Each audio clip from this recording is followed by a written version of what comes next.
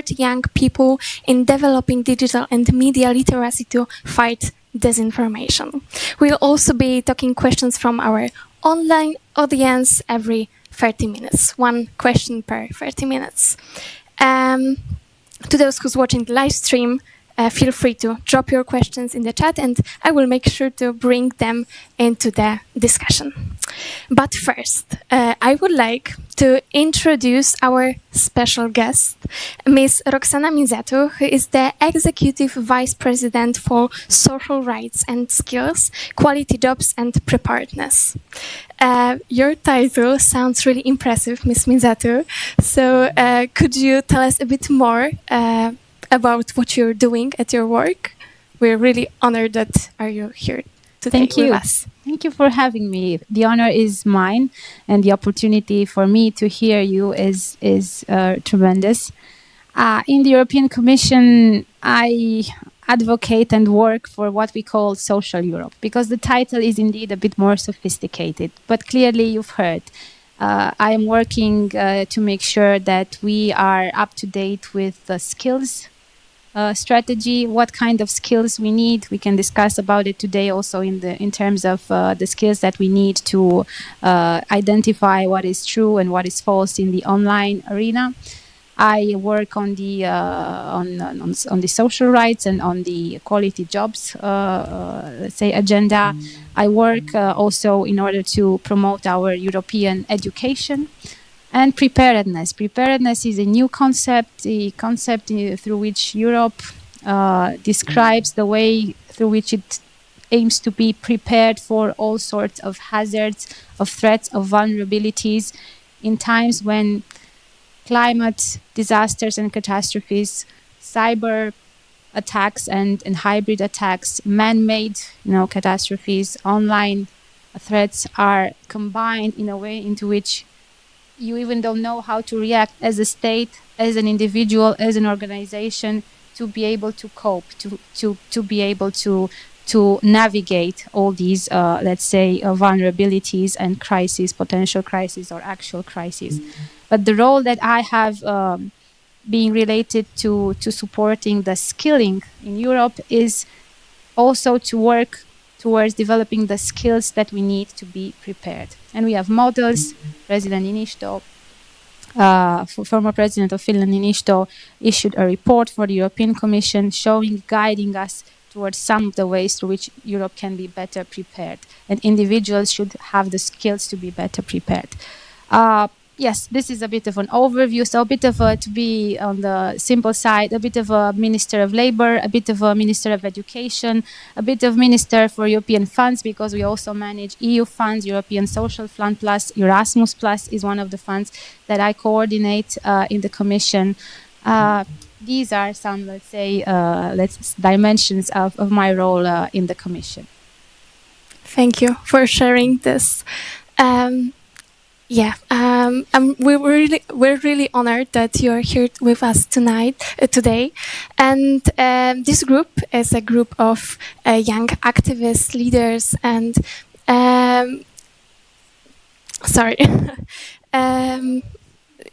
so maybe let's start with your introduction. I would like to ask you to tell a little bit more. What are you doing at your work, social work first? Please tell your name. Next, what are you doing? And third, what are your expectations about this meeting? Please take it a little, really quick, because we don't have much time, but I think it would be really nice to tell Ms. Roxana Minzatu more about what we're doing. I can start myself to present myself if you wish, to give you a bit more time. Yeah, please.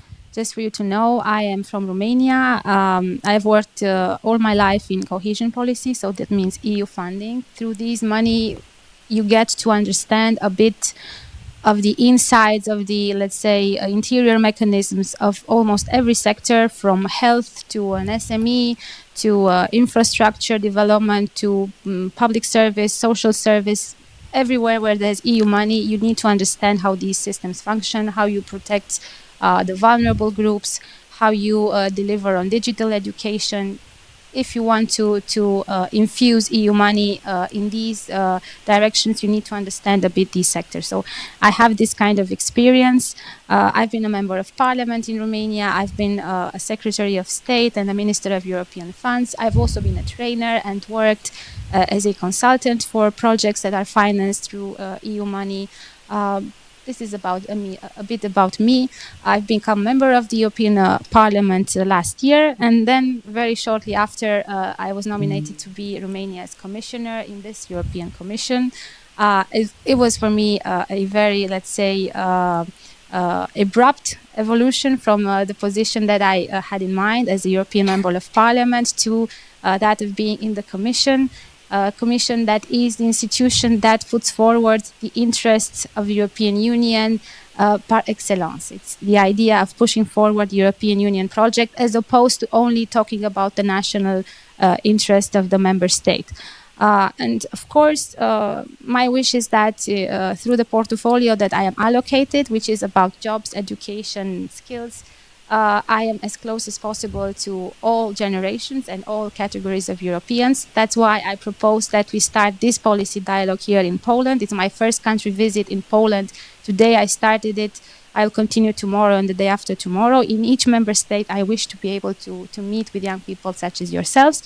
And just to mention that before I came here today, among many meetings, I went to the Politechnica, which is Technological University of Warsaw, where I met some 20 students, women students in STEM, in chemistry, in mechatronics, in aerospatial engineering, in biomedical engineering, and discussed about their challenges, about how they see their education path, their career, their future as women in an area where they are very, let's say, singular sometimes because they are surrounded by male colleagues.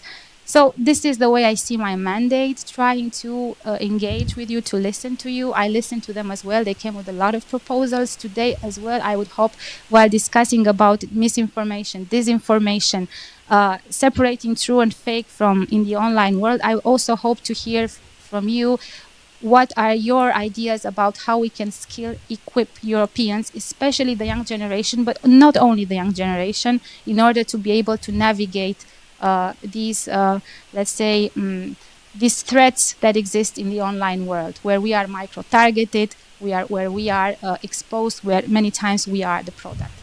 So that's my mindset. Thank you very much again for being here. I pass the mic. Thank you. And maybe I forgot to add one thing, because before our meeting, I was thinking which objects reminds me about this disinformation team. And I thought about mask, because, you know, when you put your mask on your head, you hide something. A carnival mask, sorry. And also the theme of our meeting is Unmasking the Truth. So I will give it to you, so someone who has a mask in hands, you can just say something about your work. So would you like to be first? Yeah, I mask myself. Okay. I don't think you need to hear more from me, because I already had this honor of introducing myself when we did the little warm-up. But I would like to pay tribute to my colleagues, Simona and Mathieu, who have been, organizing together with the representation this very, very wonderful opportunity. And then I think I will just pass on the mask, because you heard already a little bit of what I'm doing. And as I said before the executive vice president arrived, I'll be delighted, to follow up on what you're saying today, with my teams. So I'm very excited to hear what you have to say.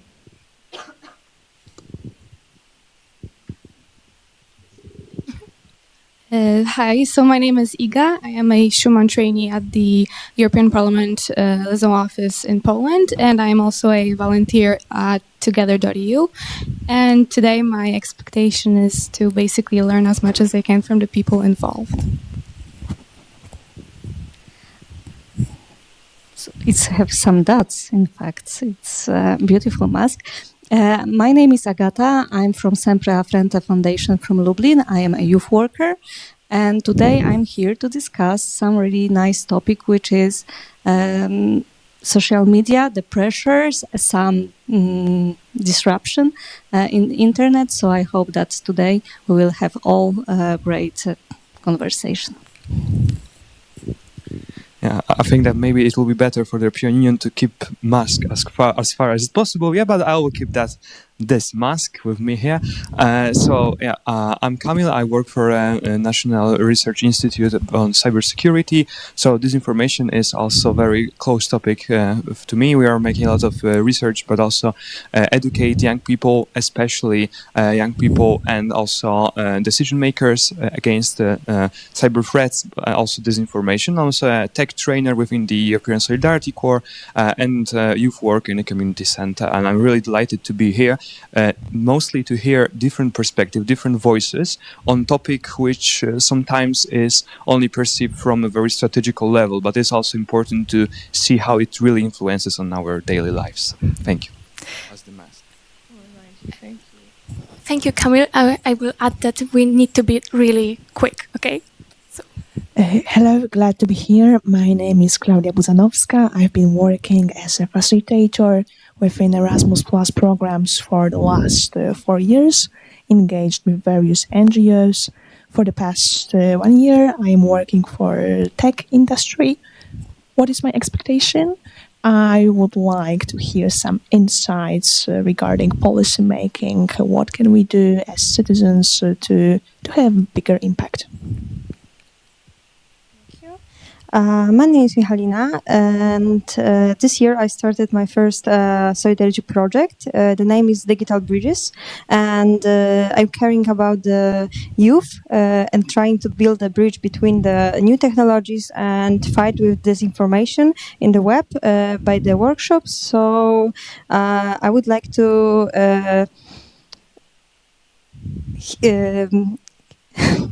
sorry. Here, I would like to hear the fresh news about the how the disinformation and about the discussion. What is the fresh news from the European Commission to do my projects better? Hi, I'm Hubert. I'm working in NGO and I'm writing my own projects, and also I'm coordinating project, etc. I'm also taking part in the Erasmus Plus project, European Solidarity Corps project. And today I just want to hear the answers to all of my questions because I have many of them and I'm really keen to get answers. Thank you. So my name is Vladislav, I am from Ukraine and I am socially active in youth politics in Polish parliament, and I am socially active in Eurodesk Poland in Piekary Śląskie. So, hello, I'm Maya. I'm in YAV City Council in my city, and I'm also in YAV Center in my city, but at the same time we are in Eurodesk. Me and Vlad, we are the representation of Eurodesk Piekary Śląskie, and I expect to gain new knowledge from this meeting. Hello, my name is Antonina. I'm the member of the European Democracy Youth Network, also a former city councillor of the city of Łódź. Right now I'm one in STEM, I'm working in the energy sector, and I'm looking for a fruitful discussion. Hello, my name is Kaja Moździeń. I'm a social activist and a volunteer in Lublin, as well as a member of the Europeans Poland network. And today I just expect to have a friendly discussion regarding such an important topic nowadays, that is disinformation. Hello, I'm Magdalena. I just study linguistics. I'm not connected to any EU institution, but I worked with Erasmus Plus in the past. And I would like to get to know your opinions on the topic, which is very close to me. Hello, my name is Alexandra. I'm a student at University of Warsaw. I'm doing my master in European Studies, and I'm also working in Eurodesk Poland, and I'm an intern in one of the Polish institutes where I write about European Union from more a scientific point of view. And my expectations are just to find out as much as possible. Hi, my name is Anastasia. I'm originally Ukrainian, but I live in Poland for a long time. Currently, I'm working in a corporation, but my previous experience was closely related to European programs like Erasmus+, European Solidarity Corps, and that basically brings me here to be again involved in this industry. Hello, I'm Marcelina. I'm a volunteer. I also go on many Erasmus projects, and currently I'm working on a project which is for disabled people, young disabled people who are like a little bit outside of the group. And my expectation today is to gain more knowledge and also to exchange my views with all of these nice people here. Hi, my name is Anna Kosieracka and I am 18 years old. I am a high school student and social activist. I want to gain my knowledge. Thank you. Hello, I am Paulina Masternak. I am an economist in the Ministry of Finance. I had also some European experience because I took part in the negotiations of the recent reform of the EU fiscal rules. But also I participated in the Erasmus exchange program when I was studying at KU11. Thank you. Hi, I'm Victor. I'm a student of political science at Adam Mickiewicz University in Poznań. I am a member of a science club connected to political science. Also, I work in academic media and academic commission of projects. Also, I do a small charity work connected with sport to show people the positive aspects of sports that is on the society, and by that help people in a difficult situation. And my expectations is to see a different point of view on the topic and hopefully to hear the answers for all our questions. Hi, my name is Szymon Bukowski. I'm a coordinator of volunteers and a youth worker, and I'm really curious to hear all opinions on the topic because it's kind of thing that I would like to hear right now. Okay. Thank you to all of you. And I think we are ready to start the discussion, right? Okay. So how it would looks like. We prepared questions before, you should know, and we parted in a few teams. So I think we will start with team about education and how education is connected with this topic. So maybe Alexandra, would you like to start?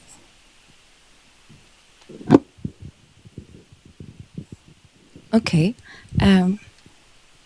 So my question is about parents and their knowledge, because I wrote my bachelor about something very similar to our topic of our conversation today, because I wrote my bachelor about European Union dissemination activities on the impact of social media on youth and children from the perspective of parents. And I asked about 150 parents about their opinion and what they know about European actions in this European Union actions in this area.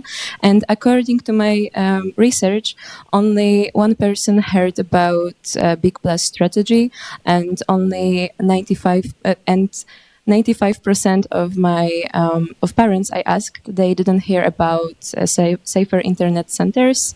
And I also asked them about if they heard about anything that European Union is doing in this area, and 83% said no.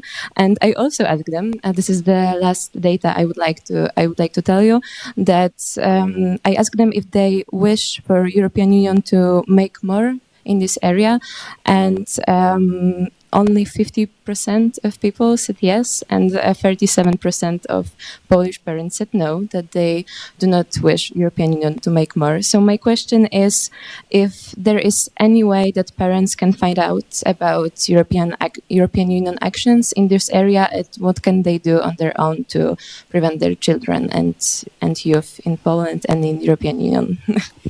It was the first question, so let's hear three more, okay? And you can. But I wanted to a bit emphasize, I'm not here to lecture you. This is a policy dialogue. I want to hear from you.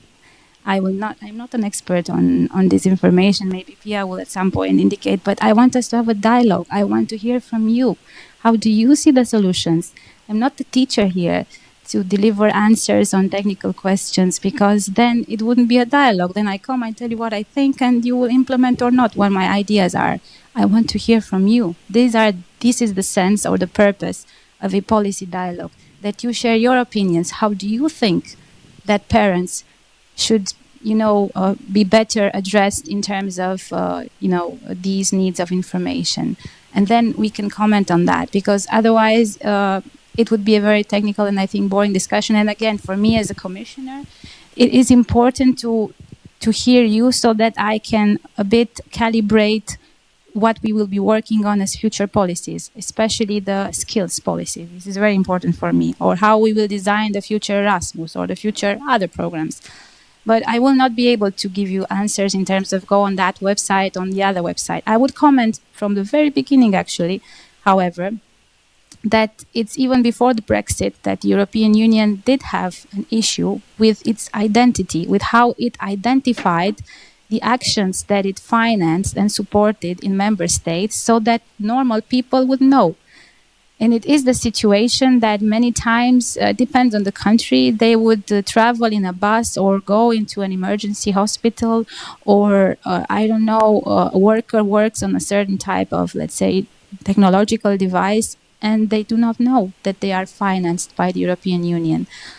It is many times that citizens do not know that certain social benefits, sometimes the salaries of some teachers in certain contexts, like today we approved 116 million euros to support Polish schools to better integrate Ukrainian children. Those money will transform into salaries for certain teachers to support those children, psychological assistance, to buy books, to create curriculum and education contact, take psychology. I don't know. We have to work so that these things are better known.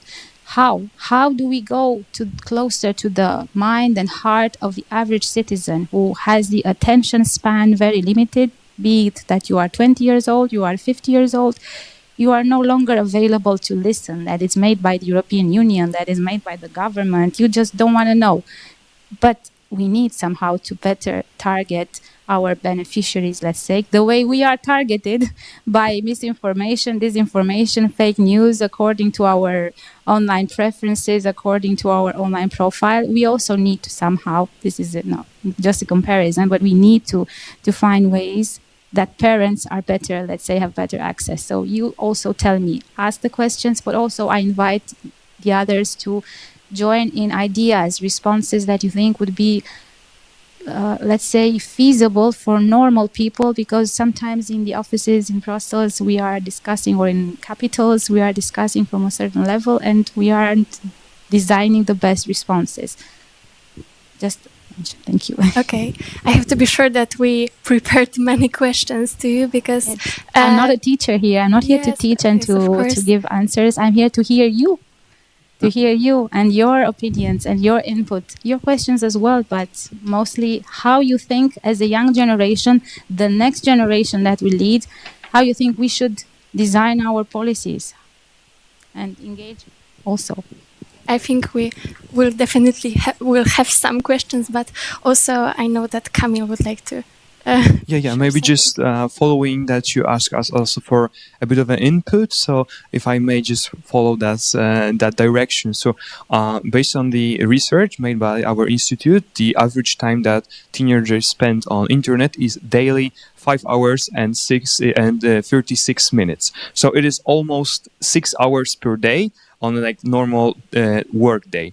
So because of that, it amplifies the amount of disinformation that we can see online. So what we are doing by educating them is not only saying that the social media are bad and what you're doing is bad. And when we are educating teachers, we're trying not to say to them, you see, this Generation Z, because we see a lot of articles like Generation Z is this or is that or do this or do that. So we're trying to, instead of banning something, to convince them how to use technology in a more educated way. So we try to implement the non-formal learning and also gamification in as many ways as it possible. So we created the interactive game that requires actually any internet connection, and the board games that requires involves all the people to come together to stand for the inclusion and also to make sure that everybody could be involved. So what I think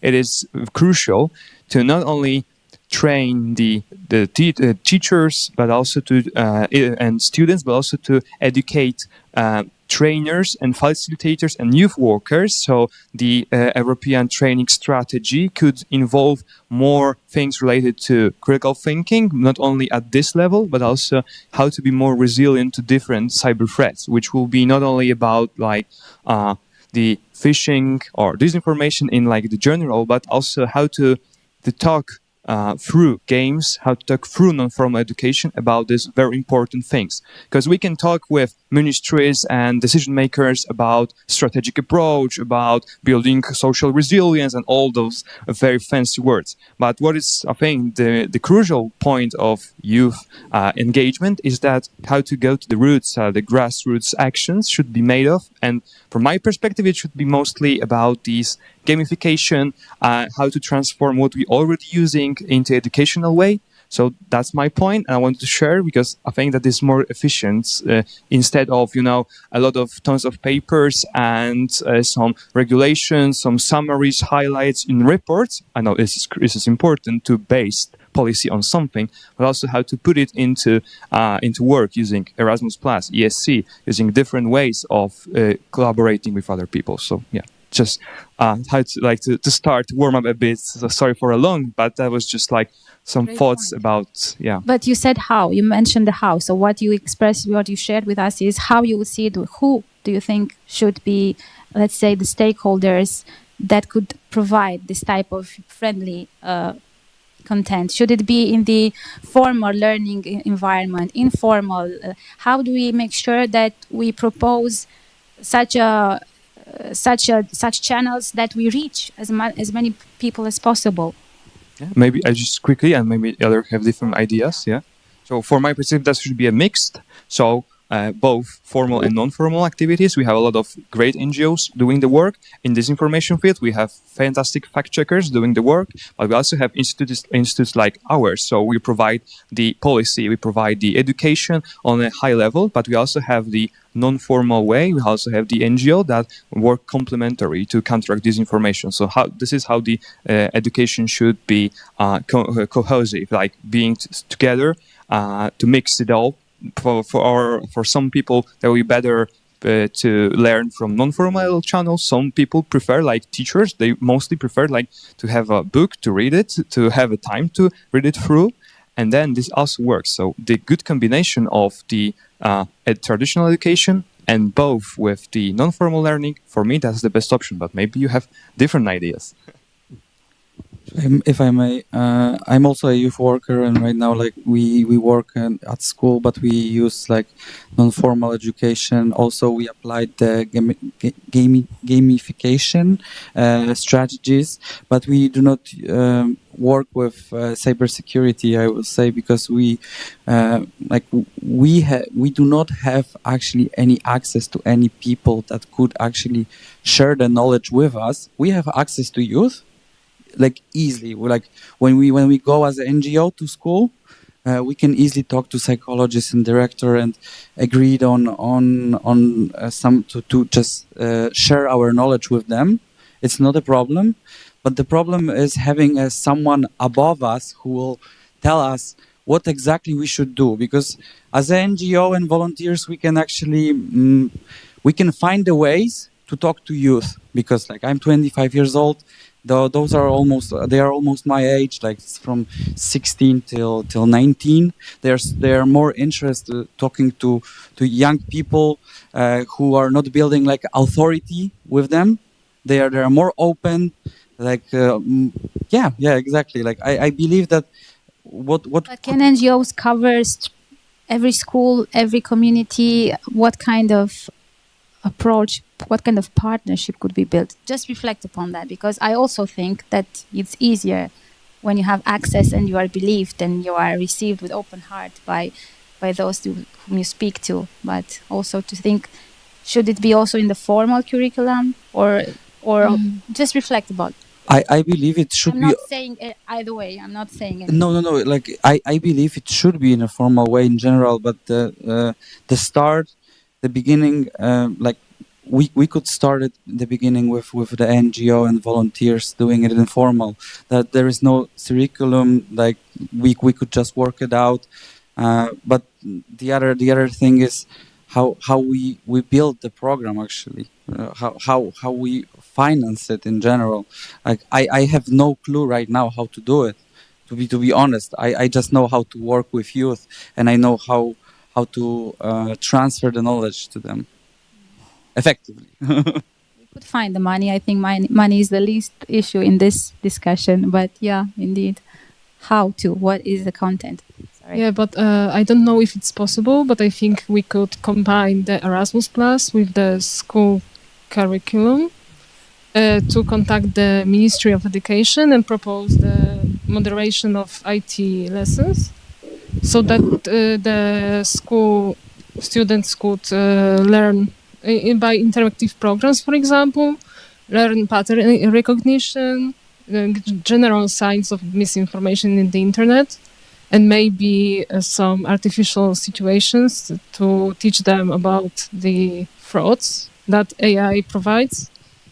And also, it could be fun to engage everyone creatively and effectively in that way, because it could be more formal, maybe some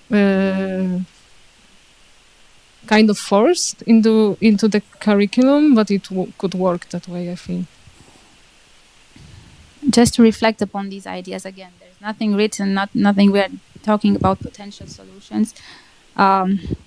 You are trying to find a way to become immune, vaccinated, let's say immune, but well, I don't want to use the word in any context that is, but as much as possible immune to being manipulated, to being used, to being and it is, I think, a right. Everyone has the right to truth. Everyone has the right to have access to those skills, to read, to count, to understand, and to be able to tell truth from false in the media, in the social, in the online media, in the online world. So that's how we are trying to look at it, and we are trying to see if there will be a mind shift, again, a new mindset about how we need to look at these digital literacy, media literacy skills, and how we and governments, because European Commission has certain competencies, but overall in education we are discussing about, it's member states, it's the governments of member states who decide what they put inside the educational content that they teach in their schools. But of course we collaborate, we have cooperation, we finance a lot with Erasmus, European Social Fund Plus. We finance a lot of actions in member states. We can finance clearly digital education, media literacy. No, the idea is what type of education, at what level, with what standards, and how do we make sure that every individual, be it from a poor village, because no matter how poor you are, you still have a smartphone somehow, you have an internet connection, and you are even more vulnerable and exposed than maybe the one that is in the middle of a big city. How do we make sure that we reach all communities, all individuals, and equip them not like a vaccine, like a medicine, let's say, give them this shield, this minimal basic shield, so that they don't become the product. And we can go beyond the discussion of, what it means in terms of elections and disinformation and again, abuse. You can look at the elder generation who does not have enough abilities to navigate, and they are being scammed and so on and so forth. So this is a lifelong approach, clearly. But how do we make sure that we transform this into an accessible right for everyone? Because everyone has the right to be defended in the online world and in the offline world, to not be abused, to not be lied, to not be sold, transactionalized, and so on and so forth. This is the big question. How do we... It's not something that we can answer now. We can now a bit reflect on, depending on whatever experience we have had, if we have had those experiences. Clearly, we have EU finance programs. There's Digital Europe, there's Erasmus, there's European Social Fund Plus. There is a Recovery and Resilience program. There are programs that can support digital literacy initiatives. National-wide, regional, transnational, we can name it. And it has happened actually, and whenever I receive the briefings for different discussions that I have, the colleagues tell me that there have been so many projects financed through Erasmus on digital literacy. But you need to understand that they were, let's say, not isolated, but they reach some communities, certain topics in a certain moment of time. We need a systemic approach. Like we learn to read and breathe and write, we need to think of these skills as a must-have, not as a nice-to-have. Whoever gets it is happy. Some countries yes, others no. This is where I'm starting the conversation, I think. How to is, well, I got a little from you. It's not easy, but together we have to think about it. We think about it in the commission as well with colleagues, commissioners, but yeah. Yes, I would like to add on top of that, because that's exactly, especially a similar approach that I came to this meeting today, because I thought, okay, especially like looking a little bit at the digital education action plan, that we need to have many components that can create this mindset of young people that they are aware and they can detect the disinformation. So especially in the digital education action plan, there's the mention of the education, and it's especially directed to the first and secondary schools. And it's very good. Like the first thing is to educate. Like that's the main basis to inform. But I would like to add on top of that we also need to verify the knowledge. Just as with writing, we need to like show that we can write. With the disinformation, it's hard to practice it in real life, since it can be dangerous to young people, especially with the scams, with the phishing that can be on the internet quite common. So it was just my thought coming to this discussion with the tools that you also propose, is that with the addition of tools that could also verify the knowledge, to then once you have the knowledge in your head, you can also use it in practice, and then hopefully in real life to learn this mindset and this awareness of, okay, if there's like a specific message either on social media or directly to my phone, I can think, okay, it might not be that good. Just my thought that I came to this meeting with. May I also cut into what Magdalena said about incorporating non-formal education to the formal education? So just some insights that usually how in Poland you learn about Erasmus Plus exchanges. They are basically 2 Facebook groups, Youth Opportunities and PL something. So basically you learn about these projects only if you know about these 2 groups that are on Facebook. How do you find out about these groups? That was totally random. I was just on the party and a friend of mine told me, hey Claudia, there are such 2 groups, and well, yes. Usually in schools, sometimes there are teachers who are very engaged and they are organizing by themselves the exchanges between other partnering schools from different countries. But again, the teacher needs to know the language. The teacher needs to be open enough to organize something like this. The teachers, usually those who are organizing such things, have this mission. But that's not the standard. Like such teachers are very exceptional. So my idea would be to maybe talk more with the government to promote these programs, to make this obligatory, to have such a lesson in the curriculum to discuss these opportunities. Erasmus is the most well-known instrument of the European Union according to all surveys and barometers, but I do think it is true that especially the most vulnerable, and I promised this when I started my mandate, those that are the most precarious conditions, they do not have, there is, the vicious circle a bit, or a virtuous circle, I don't know, where if you are the right ecosystem, you get the information, but then in the end, Erasmus for you has a certain impact, but for those outside the ecosystem would have an even bigger impact. It's just that they don't reach the information. And this is not about true or fake. It's a bit beyond the topic of our discussion today, but duly noted that we need to work better to inform about Erasmus. Thank you.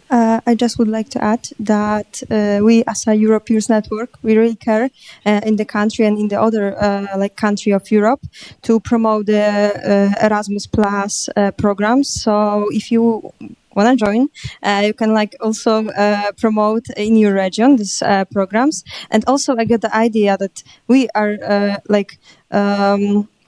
we doing the promotion of Erasmus, but also it will be cool to create the similar group to promote the how to recognize the fake news. Maybe it will be also working. I don't know. That's just my idea. Just to that, I mean, the peer-to-peer learning is also something that is worth mentioning. I mean, this is when somebody from a super top organization or institution would come and say and learn and educate you. That maybe won't be that impactful if there will be someone at your age doing something, because I know from my practice it worked like that. Maybe you should try this. So this is what we're doing as a Europeans network, but also what we're trying to do, organizing several panels with young people from the IGF panel, when we are gathering young people to talk about their common problems and to find solution themselves, like giving the power to youth and empower them to make decisions. Is also an important. I mean, the peer-to-peer learning, if you agree, will be also a valuable pillar to this good discussion. Yeah? But still, according to what you are saying, firstly, we have to educate youth to be such influencer like peer-to-peer learning or influencer as well, to fact-checking, to promote fact-checking and other things that is necessary. But also we have to teach them a bit, maybe just a bit, to take self-care about also the mental health, because the some phishing and different disrupting in internet can be just making a pressure that we have to live perfect life, and this is also overwhelming, really, really, really. This is a great point. Connecting what is fake on the internet with the mental health, and we all know how we are exposed to false projections about body image, about family, about perfect lives, and that leads to many psychological problems with those that consume the internet. And mental health is indeed one of the priorities of the current Commission, and it's very connected to the our actions in the digital arena as well. But indeed, skills to detect what is true and fake, these are not skills that will only protect us from being, let's say, manipulated in terms of commercial doings or elections, or no, it's also about our mental health. This is very important. It's about our health. It's these are skills for health, and it's a great point, and it helps us a lot to ground a bit our work. We will deliver on the update, let's say, our new action plan on digital education. There are some tools that we will put into place. Again, there is financing. That is not the issue. The issue is to think and reflect with you as well. What are the best avenues? What do you think are the best avenues? Because we did things in a certain way. It worked, it didn't work. What are things that we can do a bit better as to how to invest these resources, and what policies we can design at European level, at national level, to make sure that each individual, peer-to-peer, good example, has this right to health in the end respected. If you connect it like that, I mean, it's health. Yes. As I mentioned, at the beginning we have some questions from the online audience, so I will ask this question to, I think, all of you. How can young people like us best contribute to combating fake news and ensuring that information online is trustworthy? So we can also think about this. Can you maybe say again, so that I'm sure that I give the correct, like a bit of a direction? How how can young people like us best contribute to combating fake news and ensuring that information online is trustworthy? I leave you to answer, then I have a bit of an idea, but I don't want to distract the discussion. Some examples were given already, the peer-to-peer learning and... Yeah, I can add about campaigns, peer-to-peer learning. I can also, from my experience, I'm part of the Young European Ambassadors Network, which is an international network that not only promotes solidarity with the youth from member states as well as Eastern Partnership countries or other partnership countries. We also have our own campaign that we are working on constantly, and it is the YIAs versus disinformation. And we are also, not only while promoting solidarity, we also think that disinformation is an important topic, and we have a working group that focuses on that and does activities regarding disinformation. And it is not only on a local level, but also as the network is international, it's also an international campaign. Yeah, I think that we should also inform young people that not everything, as Agatha said, and not everything as what you see in social media is real. For example, I think we should focus on some age verification on apps like Instagram, because often young people compare themselves to models, but also to edited photos that are not real, that bodies are not real, as you said, the day routine, the plan is not real. So we should focus about showing what is real, showing their real life, real body, that not everything and not everybody is perfect. And I think that we should also create some apps like YouTube Kids only for young people, so they won't see inappropriate things that they shouldn't be seeing, and focus on that. Yeah. I can add here also that can be a really nice idea to make such app only for youth, because mostly we are comparing each other to social media, because this is a real time marketing. So even if we are doing something, buying something, it's still marketing, and maybe this is a solution to make something more real, but still, if it works. I can give you an example of such app. I don't remember the name, but when you register there and you pass some age over 12 years old, it completely blocks you out. So you cannot enter. And it's really safe for kids because the predators won't come in and prey. Checked for the age? Are you checked? Or you just you just declare it on your own? It's also checked by Google account, not only your date given in the app. So it's more verified than... Yeah, but this idea of age-appropriate online resources is not at all a bad idea, because, as not all medicines, not all treatments are valid for all ages. So online products should have age appropriateness integrated in them, I think. Also, I think, because when I waking up, I taking my phone, I scrolling the Instagram or something. So maybe the first step should be make them aware about the balance in life, not just create another app for control, but maybe start from the beginning and start the process that it's also real life, not just only Instagram, but just in real also. It's not obligatory to use all the stuff, and yeah, that's my opinion. Yeah, and maybe create some extra classes for children who are not taken care of after school, because some of the adults are working long hours and children are just alone at home, so they scroll on Instagram or TikTok. That's their passion. Sometimes when I ask younger people what do they like to do, what is their passion, they say, I like to watch TikTok. So they do nothing apart from that.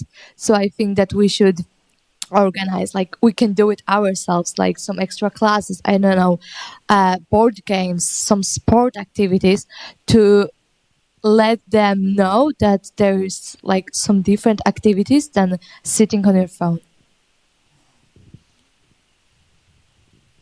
Yeah, I'm thinking all the time that these two dimensions, one where you regulate, like we have the Digital Service Act, you regulate the activities of the moderation, let's say, and the obligations of the large online platforms. But then I go back all the time to the skills. And while you were discussing here about these possibilities, I was thinking about the occupations of the future, the jobs of the future, about who would be the persons that could do the fact checking, do all these, these.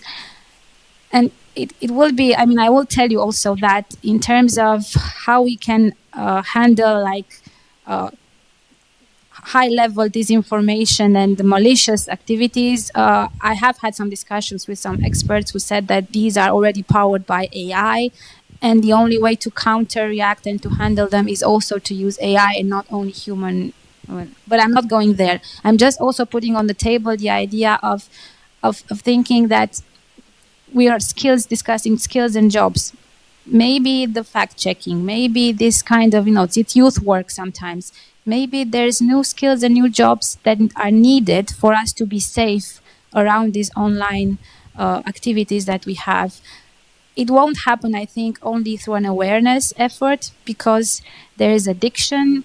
There is, there are patterns that create addiction. And of course, we cannot only think about regulation, because obviously the temptation is always to think you will regulate, we will tell, providers that they have to have age appropriate, let's say, designs. We ban them, we eliminate them, we ban.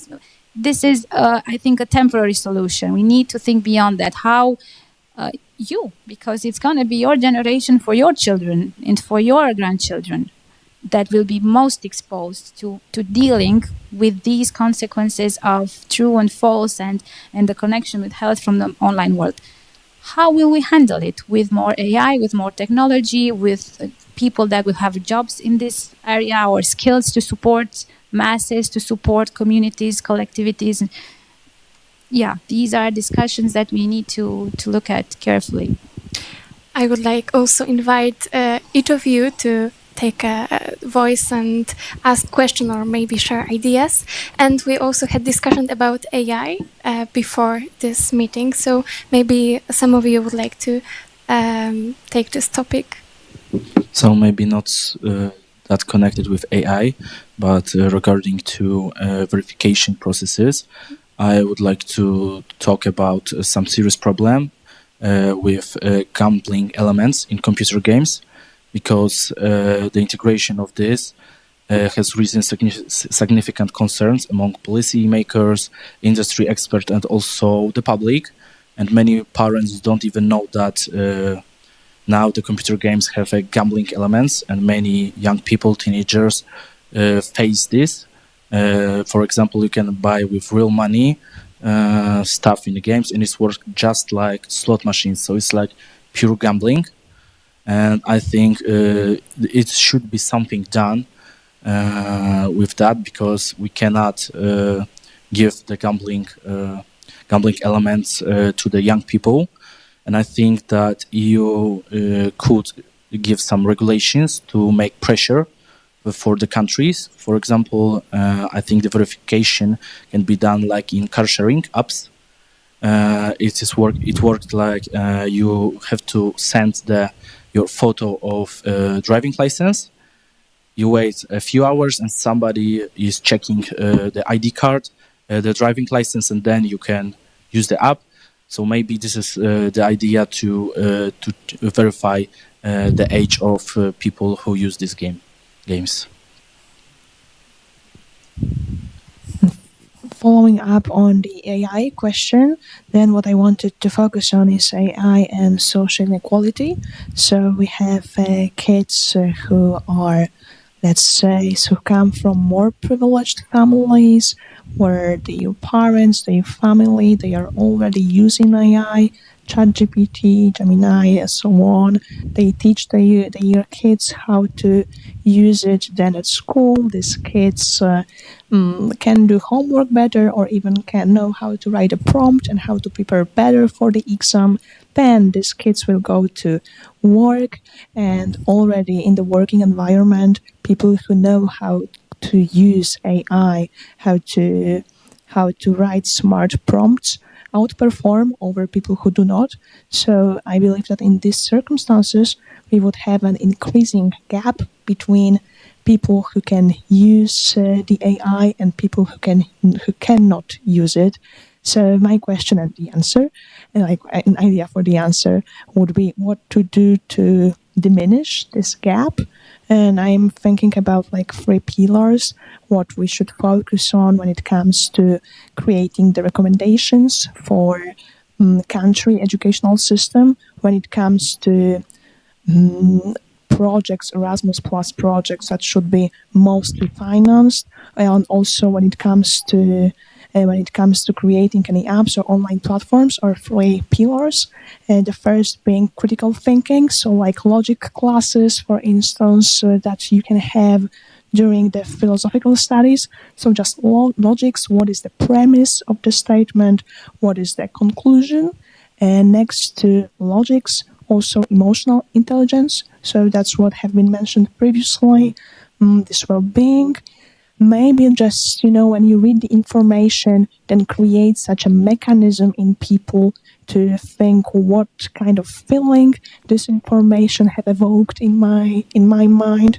Also, maybe something from CBT, cognitive behavioral therapy, to include it in the school curriculum, in Erasmus Plus programs, or any social platforms to raise this awareness. And next to critical thinking, next to emotional intelligence, also focus, how to maintain focus, because I believe that today it's not the issue to get the information, but the issue is to stop getting the information, because the information is limitless today. So like my idea would be to focus on critical thinking, logics, emotional intelligence, and this focus. At some point, we have to reflect also as who provides all these contents, and about the teaching of the teachers and the teaching of the promoters, the providers. And this is not our topic today, but inside the commission, I have the role to work together with Pia, other colleagues, on the strategy called the Union of Skills, which is a comprehensive strategy on how we rethink a bit the ambition that we have to better skill Europeans.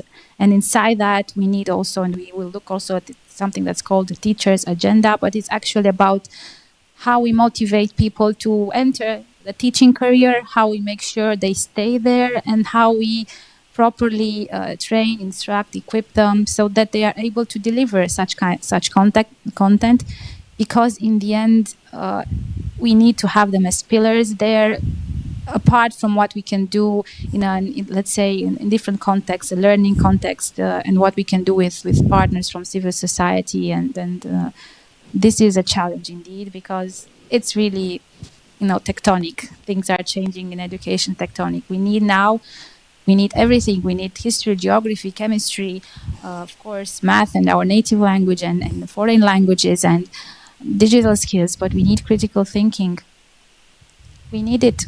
Without it, everything that we accumulate in terms of knowledge can be lost in a second. You are not safe. You become ill. You need emotional as well, because as we are looking at how we are targeted in the online arena, we are also targeted and micro-targeted according to the analysis of our emotions that is processed based upon our presence online, and so on and so forth. So at some point, but maybe this is a topic for another policy debate or dialogue, we have to also look at the career of teachers. What does it mean to be a teacher in 10 years' time, 20 years' time, 30 years' time? How do we make more and more people look into, because if not, who will teach?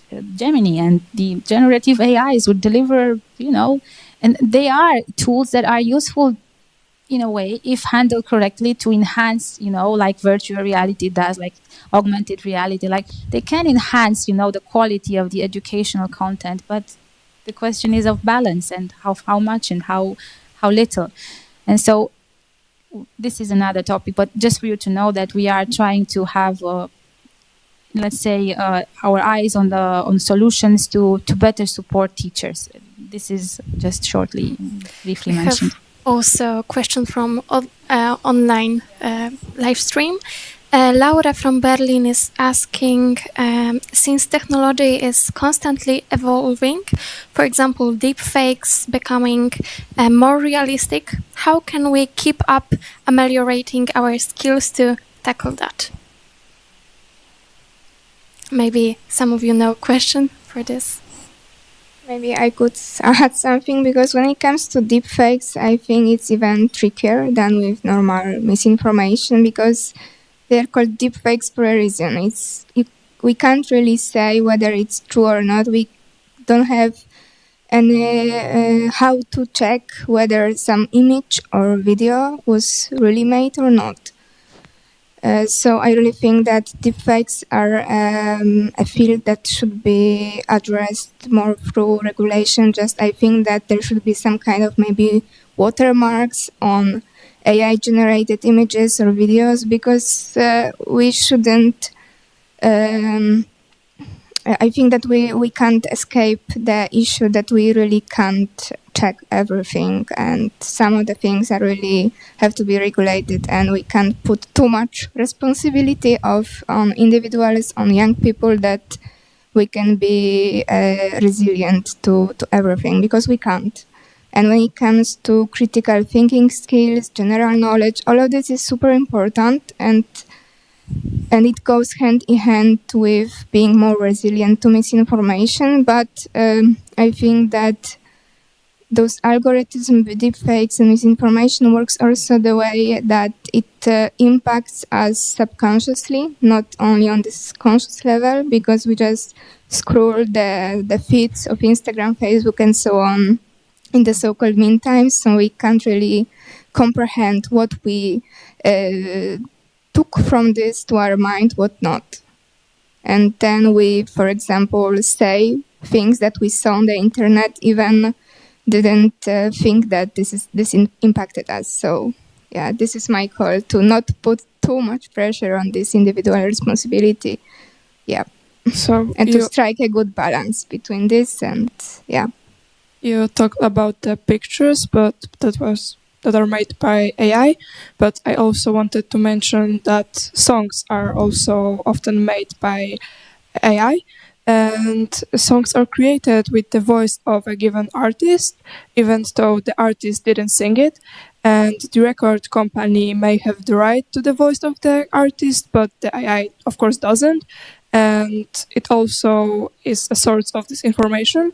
So, like, my idea and question is if we can, for example, organize some workshops at school about the AI and how to recognize it from like different songs and everything, and also about the marks that you said.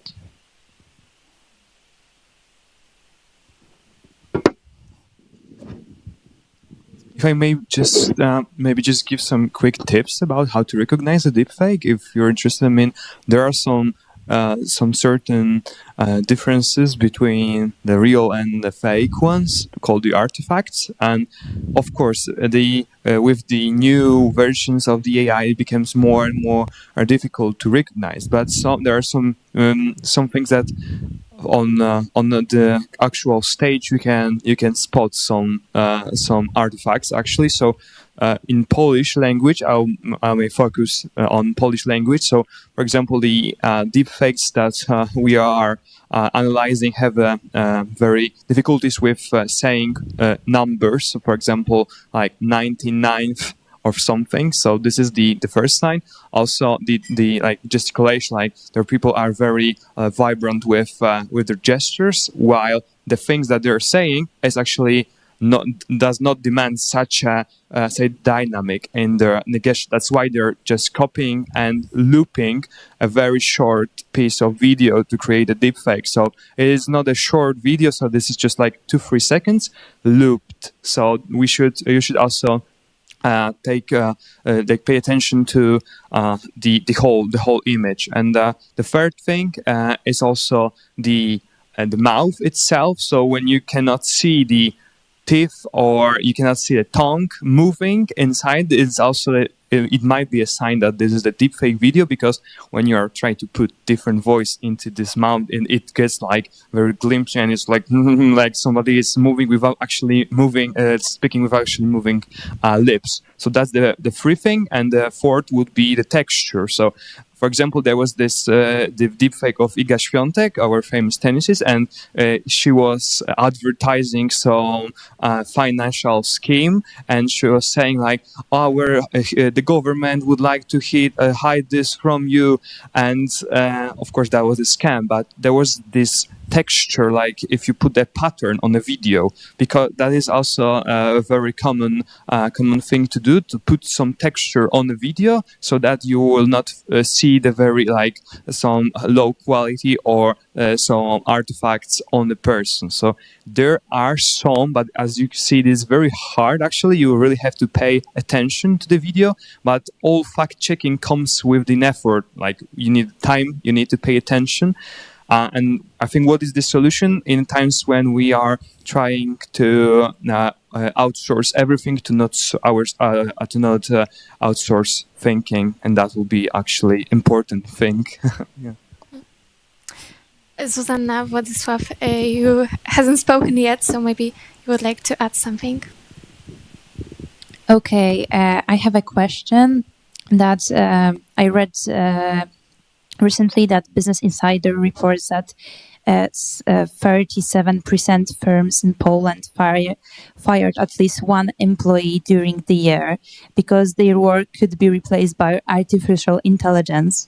And I was wondering how EU can prevent EU residents from losing their jobs to AI. That's one of the biggest challenges of, I think, this commission and the next commissions to follow, in terms of how do we look at digitalization in economy? Is it jobs lost or jobs created?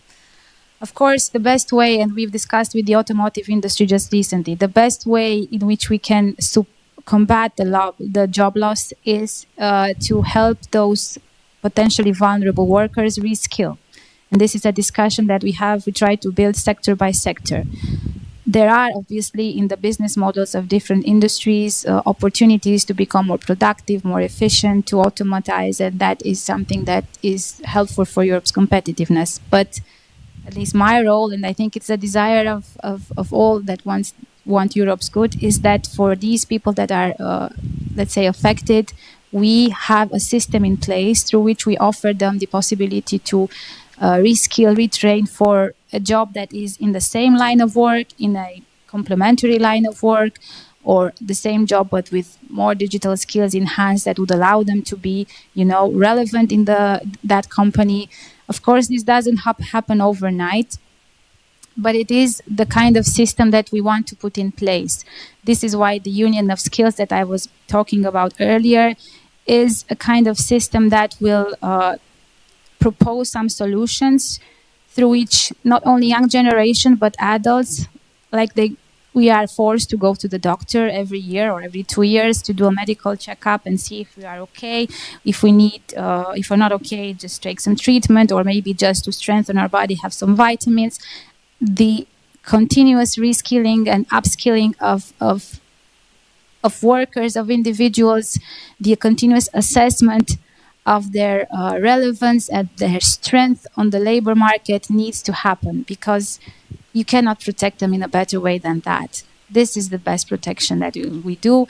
Our work is also in the direction that we build better skills anticipation, which is also very valuable, so that you can, together with industries and a partnership between the institutions that provide education and the employers and the trade unions, the social partners, together you know towards which direction to guide people that might be affected by job losses.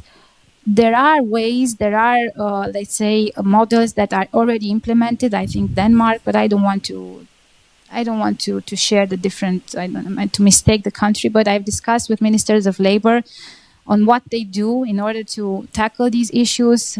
So, for example, instead of unemployment benefits, they will raise the amount that was allocated to unemployment.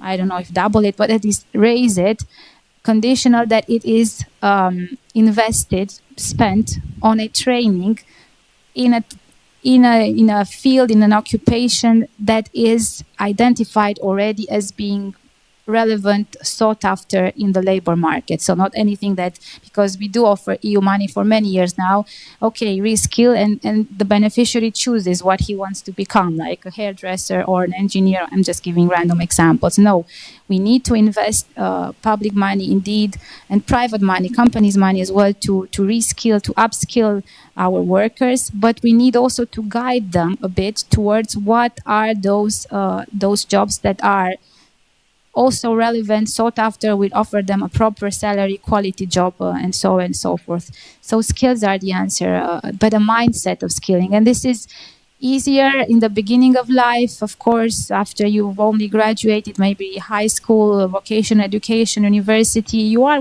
willing in the first 10 years, you change careers. You are willing, you are mobile, you are willing to take new classes, to learn new trades and new things. But after 50, for example, do you have the same energy, the same stamina? You still need to work for a number of years. You are still have a lot of experience, a lot of value invested in you that can be easily lost. And for me, even as I talk to these industries, I always mention the situation of these workers, which are in the second stage of their professional life. All the more that we are seeing that the labor force is shrinking. We are losing active labor force year by year because of the demographic situation, because of the natality. So skilling is the answer. We will come again with the Union of Skills with both proposals, I think. But this is the only adequate way, because business models must adapt. They use, the green transition as an opportunity, the digital resources as well. There's geopolitical, resetting around us. So that does impact jobs. So the best way to protect is by skilling. That is clearly my answer. But if you have other ideas, I'm more than open to hear them. Antonina, would you Yes. like to add something? Yeah, because I have a question that is related to NI, which are the algorithms. Because in today's digital age, when algorithms increasingly dictate what we see and consume online, young people are often confined to the echo chambers that reinforce their existing beliefs and amplify disinformation. This not only limits their exposure to diverse perspectives, but also poses a significant challenge to critical thinking and informed decision-making. Empowering youth to reclaim control of their digital narratives requires innovative strategies, from fostering awareness of algorithmic biases to equipping them with the tools that encourage active exploration of varied, reliable sources. And my question is, open question of course, how can we enable young people to break free from those algorithmic confines and create a more open and informed digital space for themselves and others? Using more algorithms? No, this was a question or a topic that I want to leave here. If by chance we don't manage to, I don't want to divagate from your question. Just remember this. Is it that at some point we will need AI to tackle, you have good AI and bad AI, good, like in the science fiction movies that we saw when we were very young? We don't know. This is another discussion. But yes, thank you for the question. I won't take your space to answer it as well. Anastasia, Hubert, and Iga, maybe you targeted them. Yeah. Well, this is not really an answer to your question, but I wanted to share a concern that's a little bit related to it. It's a concern that I've heard a lot within my peers, whether the European Union will try and balance combating misinformation and disinformation with protection of freedom of speech, freedom of thought, freedom of opinion, because this argument actually comes up a lot when I talk about this topic with my friends. Obviously, all of them agree that we have to do something about the disinformation that is present online, but a lot of them are worried to what extent or how far the regulations will go. Maybe not today, but in the future as the problem will progress. And what do you think would be the right balance, or how would you go about it? Because it's a big question indeed, the question.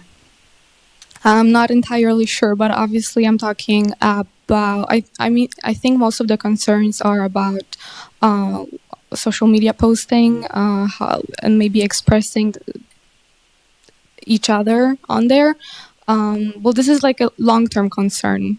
Maybe that will not for the present. Yeah. For the present moment, you can see the examples. Again, Europe is a continent. European Union, as a political, let's say, entity, has a law on this, the regulation, the Digital Service Act. I don't know if any other country has similar regulation in place, whereby we establish what are the responsibilities of the online platforms, these massive online platforms, what they should do in terms of transparency, of ethics, and of avoiding that the algorithms are being manipulated to amplify content that is illegal, that is unlawful, of course, illegal and unlawful, and some call the mechanisms just put into place in the DSA, too slow, they are too maybe bureaucratic, too many steps, too much time. You gather evidence, you start to look into the evidence, you take time to investigate. By then, in the real world, in the online world, the damage is well done. Others say, look, it's the European Union. They are trying to censor our most cherished value, the freedom of speech, and this is nobody's business. We should be allowed to speak freely.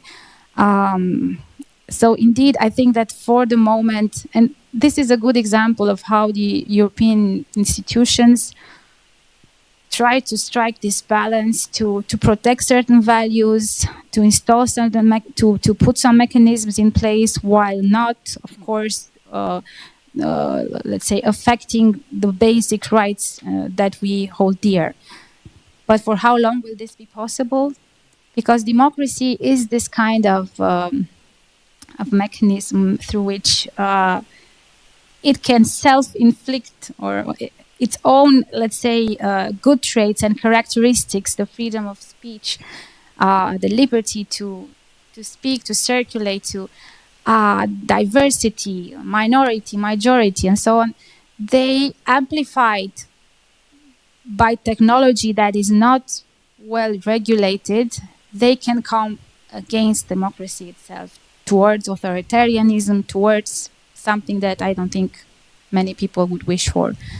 This is the interesting part. How do you strike this balance? But indeed, I think it's also something that evolves in time. I would very much like to hear how you think about this question. What are the answers? What is the right involvement level?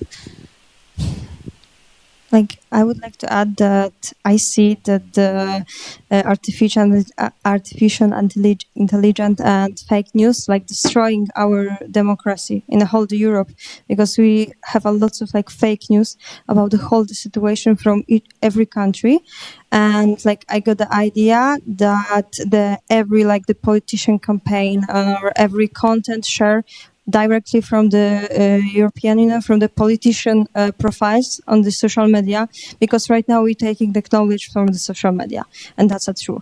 So the whole politician should have some mark, some proof that this content is that's true, and maybe some, I don't know, key visual, something visible to be sure that you see the really content from this person, not from the double, triple account who someone create to promote the fake news. And I think that we need something like that in Europe. Yeah, that is one type of harm, but I don't think it's even the most difficult to settle, to market. What is complicated is what to do with algorithms that target, that amplify, that target emotionally, where there is, elements of true information or bits and pieces of true information or very well disguised misinformation, but that is very, very well hitting the right target, because that's the idea with online misinformation. Disinformation is not a general lie, is not a general truth. It's targeted towards, each individual's own preferences and profiling. And that, I think, is even more complicated to tackle. And for that, we need, I don't know, the jobs of the future, AI, also combination of resources to make sure that we tackle also that beyond the deep fake and the AI products. Sorry. So I'm from a really small village in Poland, and I see the problem of manipulating people, because when they are gonna see something on TV or internet, whatever, they don't check the informations. So my proposition is to make applications like Instagram or any kind of application to use AI, because AI is a good thing or bad thing. We can talk about this, but I think so it's a good thing, and we can use AI also to do like the fast checking of the news. We can like add the informations. This new news can be fake, like by using AI.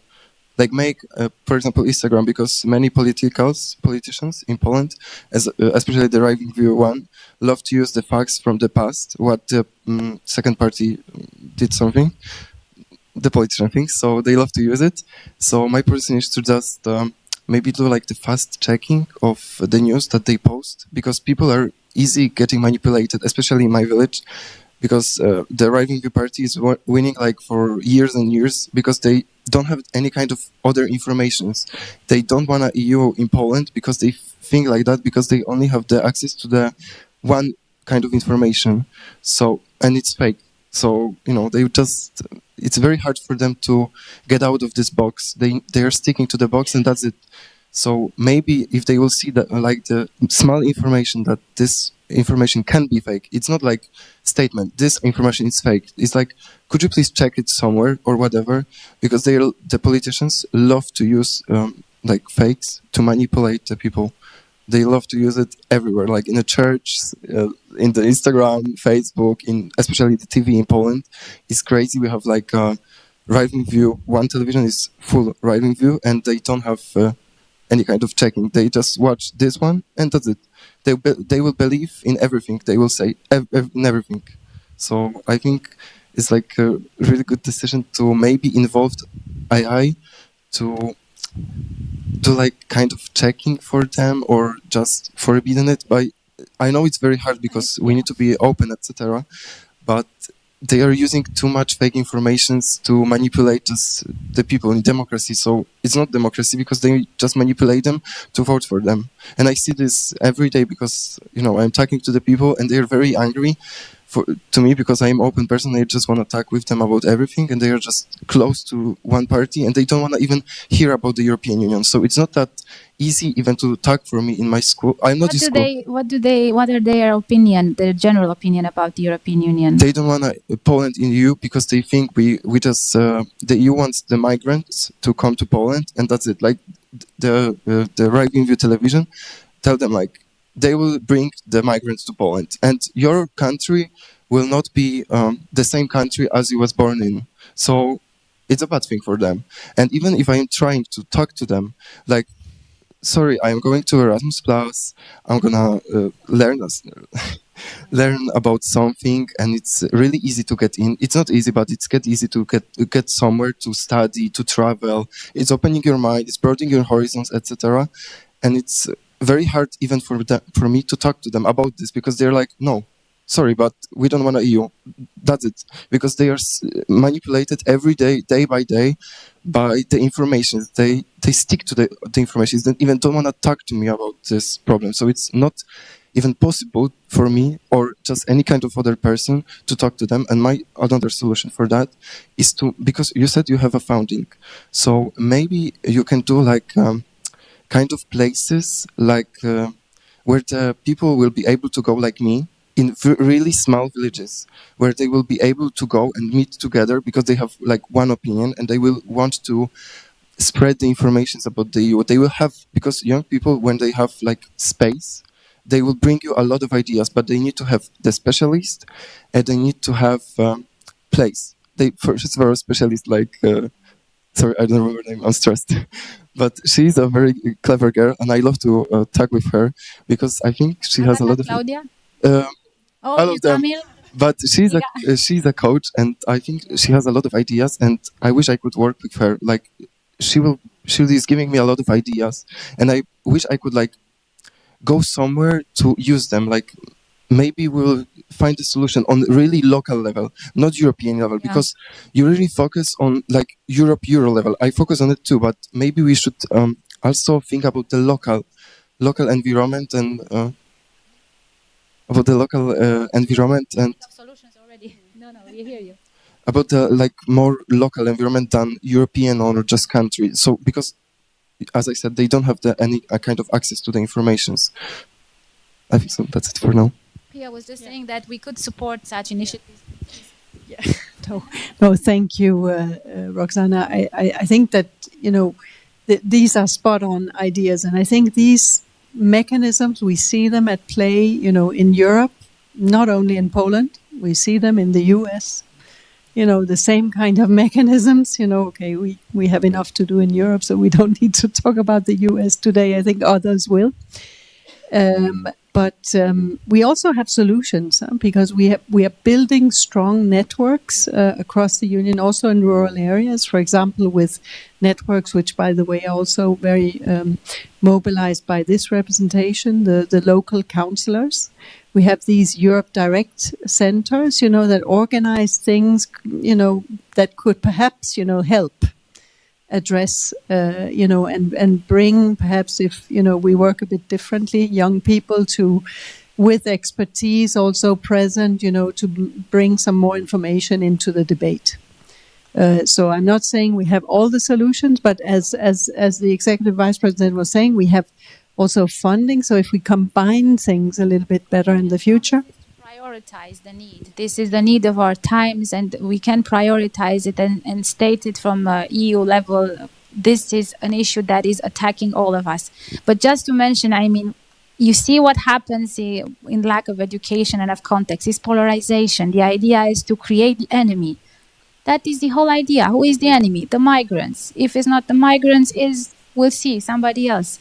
This is, you cannot combat it. I agree that there has to be trust, and no matter if, I don't know what campaign comes from the Ministry of the European Commission or via Instagram, they won't believe it. It won't be credible. So you need to have trust. And trust is people to people. And again, these are the types of initiatives that are very important for remote communities, for close communities, but be aware. Disinformation, misinformation exists in all levels of society, whether you are rich or poor, whether you are man or woman in the capitals or in small urban. So we need to have this as a systemic approach as well. Yeah, please, somebody else. So I can stick to Hubert, what he is talking about, because I thought about also the hate speech in the internet, because when you are in the bubble, in the small community, such as in a village, you are talking only with people you know. And even if you are talking with everyone in the internet, you are going to do, maybe not we, but in general, do the hate speech because you don't agree with someone. And this is also, let's say, a bit an etiquette, but we need also educate about how to behave in the internet, how to talk with each other, because if we don't talk with each other, even in real life, we don't know how to speak in the internet. And I know because one of my friends also running a business in the internet and did a advertisement. with Italian language lessons. And someone just put the comment that I don't want to see this because I don't want to learn Italian. But come on, if you comment, this is the algorithm. So people don't know how it all works. So even if someone putting the hate speech, unpleasant comment, it's running up the algorithm as well. So maybe this is also the education. Our analysis done, I think even the networks admitted that negative contact mobilizes the algorithms many times more than positive content. I don't know if it was legit analysis or they just did it, but it was. And how can we fight that? I still, please always, or if maybe we'll send feedback after this meeting as well, return to the skills. I'm still thinking about what kind of skilling, how often, who should have access to it, who will teach it, how often I mentioned it, whether we need in the future maybe to think also about new specializations, new jobs. Fact checking becomes, such a huge deal nowadays. Do we do it with technology as well, with AI? Of course, much of our discussion also led towards regulation, a need to have a bit more regulation, and some examples are important. Freedom of speech is also important, but just remember that I'm Commissioner of Skills for Skills, and what we will deliver with Pia here and with our colleagues is skills-wise related, and I would want to have some very cool, interesting, effective measures in place. I also have a question if we can come back to the topic of social media. Because from what I heard today, we have a lot of cool ideas how to implement the whole topic of media literacy. And from what I understand, the European Union already has a lot of programs and campaigns in these terms. So my suggestion, I wanted to ask if it's a good idea to collaborate somehow with the popular influencers, for example, Instagram, to promote the programs which already exist. The open question. Maybe some of you know the answer. Maybe do you have some examples from your work with influencers?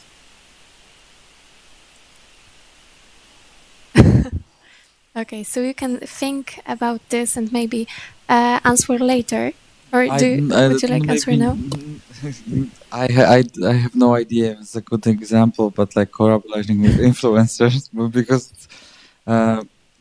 but it kind of works because we have this foundation called WOŚP this year, and what is happening, like WOŚP exists like 33 years already, something like this.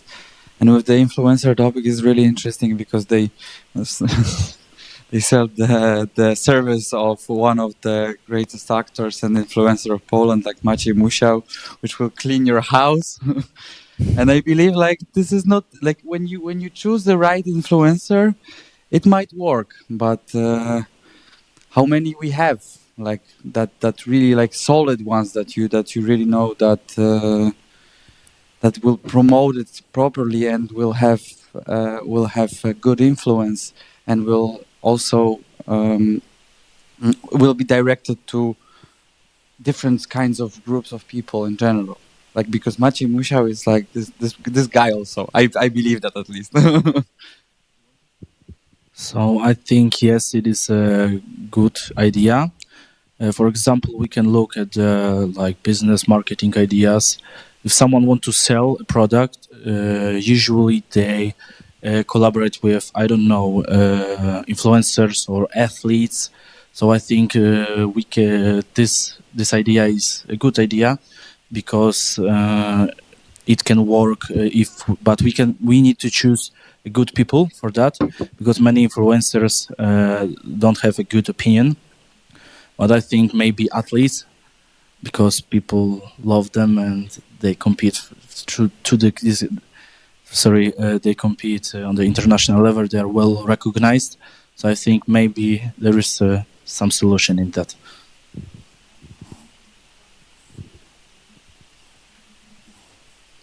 This is such an interesting point with athletes and sports, also because I think that sport is a great means towards social inclusion.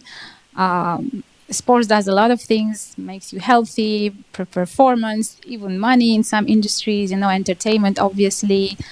But it does also provide, a certain, let's say, discipline, drive, motivation, self-esteem. And we tested it a bit with EU funds in Romania for the inclusion of the vulnerable, let's say, teenagers from different backgrounds, and nothing worked. But when you involved sports ambassadors, athletes, role models, and then the methods that are used in sports, they would really.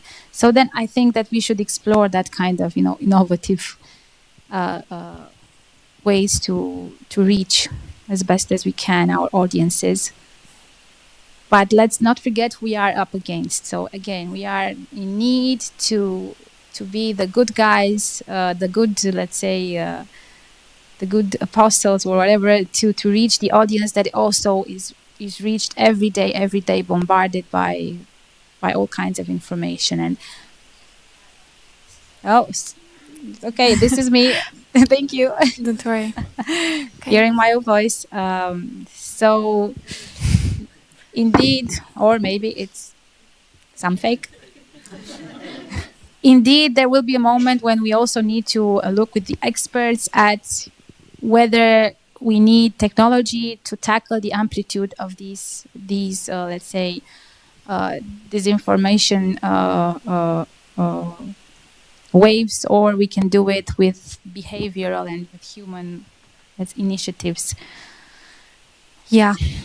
We have one last question from our online streaming. Patrick on Facebook is asking, I'm curious how the meeting participants evaluate the recent decision of Meta from Facebook to withdraw the USA from cooperation with fact-checkers. Maybe That's a hard one. Yeah, it's a hard one, I know. Life's not easy. Difficult questions indeed. Paulina? I think I'm not ready to answer that, but I like to maybe mention one of the good measures that actually Meta on X platform introduced, that me personally I very like it and I find it very useful, which are the community notes. So if you see some posts, there can be some notes such as fact checking, and people can vote it up or down whether they really agree with it or not. So I think that it's really useful because it gives people some kind of sense of responsibility for what they are seeing, for maybe some kind of responsibility and accountability for others also. So I think that for some people it's a better measure than, for example, banning some words like top-down regulations, because it really can spark some opposition on those people, but maybe such bottom-up approach won't. Maybe if I can just clarify how actually the community notes worked. So for you to see actually the community note, you have to achieve a certain amount of biased people on like both sides of the area to agree that it might be a disinformation. So it is like very, very rarely seen that there are the common agreement between like two sides of biased infosphere. So from the fact-checking point of view, these fact checkers actually working with this with content, and then of course Meta or other platforms agreeing or not to remove or to put a notification that is more efficient from this point of view. I see that it might looks like this is the democratic way, but actually it all depends on how the community nodes would work. And yeah, as I said, from like this fact checkers point of view, their involvement would be more efficient, but that's just the opinion of, for example, the European Association of Fact-Checking Organizations. Yeah, I'm not speaking from my own point of view, but I just to clarify, right? Yeah, but I meant that just as an idea for how it could work. Of course, it could be better made than it is like now. We have just 12 minutes left, so maybe some of you would like to ask the last question before to warm up. I have one question from the perspective of the person who from time to time is talking with some European entities. Thank you. So what is the biggest challenge for you to speak with youth? Like, what, sorry, what can we improve in our communication, in our approach, to be better understood by officials? Maybe, there are some things that we don't understand, to be better to educate ourselves. For me personally, my biggest challenge is that I don't have children myself. So sometimes I feel disconnected from your generation. I sometimes hope that my mind is still back when I was 20, but still I don't think so. So this is a challenge to be in your minds. Like even today, I can read the rooms. I had also other meetings today.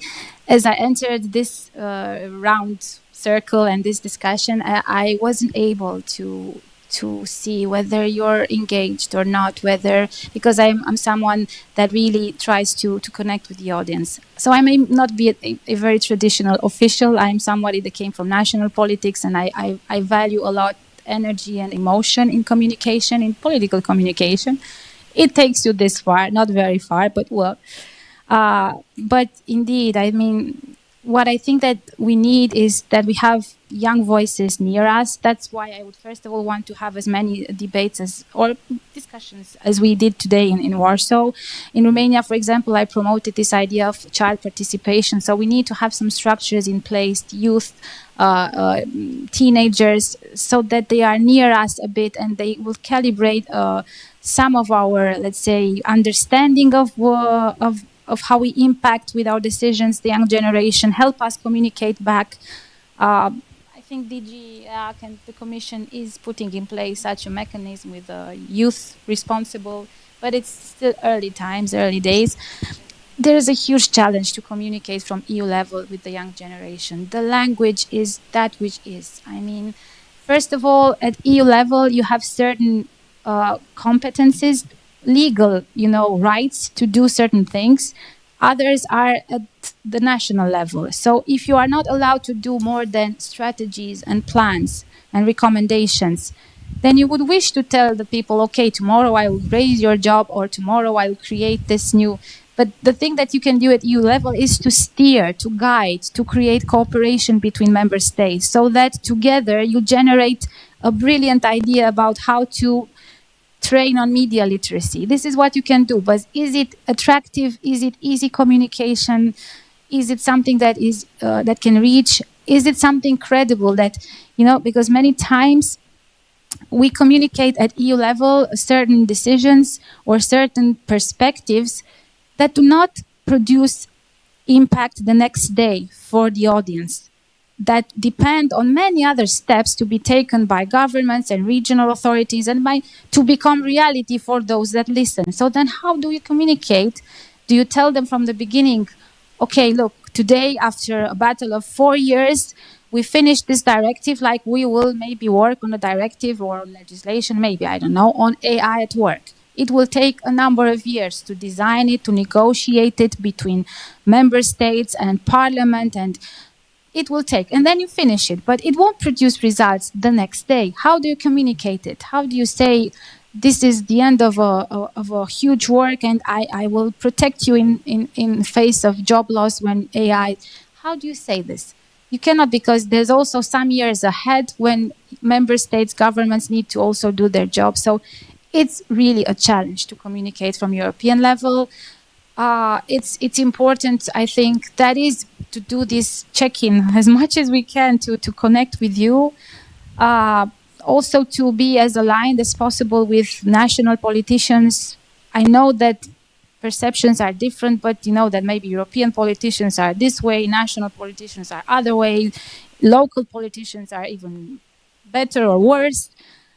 We need to have some alliances and the idea is that, for example, the union is, or Commission, I don't know exactly, we have a network of local councillors that are engaged in EU affairs, which are locally elected people from communities that come together and are very credible in their constituencies. They are there from the street, from the neighborhood. People know them.